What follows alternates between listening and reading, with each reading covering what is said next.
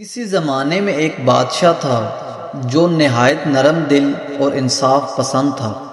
وہ اپنی رعایا سے بے حد محبت کرتا تھا اور لوگ بھی اسے دل سے چاہتے تھے۔ اسی سلطنت کے ایک دور دراز گاؤں میں ایک سادہ دل کسان رہتا تھا۔ اس کے دل میں ایک خواہش پیدا ہوئی کہ وہ بادشاہ سے ملے اور اپنی طرف سے کوئی تحفہ پیش کرے۔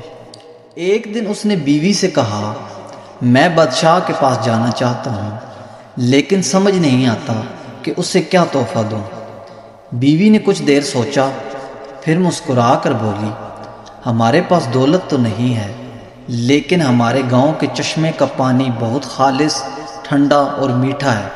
شاید ایسا پانی بادشاہ نے بھی کبھی نہ پیا ہو، تم یہی لے جاؤ۔ کسان کو یہ بات بہت اچھی لگی۔ اس نے 2 مٹکوں میں چشمے کا پانی بھرا، انہیں اپنے گدھے پر لادا اور بادشاہ سے ملنے کے لیے لمبا سفر شروع کر دیا۔ کئی دنوں اور ہفتوں کے سفر کے بعد وہ آخر کار محل تک پہنچ گیا۔ اجازت ملنے پر وہ دربار میں حاضر ہوا اور ادب سے بولا، یہ میرے گاؤں کے چشمے کا پانی ہے، میں چاہتا ہوں کہ آپ اسے قبول کریں۔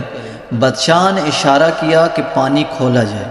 جب مٹکا کھولا گیا تو لمبے سفر کی وجہ سے پانی خراب ہو چکا تھا اور اس میں ناگوار بو آ رہی تھی۔ وزیر نے حیرانی سے بادشاہ کی طرف دیکھا، لیکن بادشاہ نے خاموشی سے اسے روک دیا۔ پھر اس نے مسکراتے ہوئے کہا، یہ بہت قیمتی تحفہ ہے، ہم اسے خوشی سے قبول کرتے ہیں، اور فوراً حکم دیا ان مٹکوں کو سونے سے بھر دیا جائے۔ کسان یہ سن کر حیران بھی ہوا اور بے حد خوش بھی۔ جب وہ واپس جا رہا تھا تو بادشاہ کے حکم پر اسے ایسے رستے سے گزارا گیا جہاں بے شمار خوبصورت اور ٹھنڈے چشمے بہہ رہے تھے۔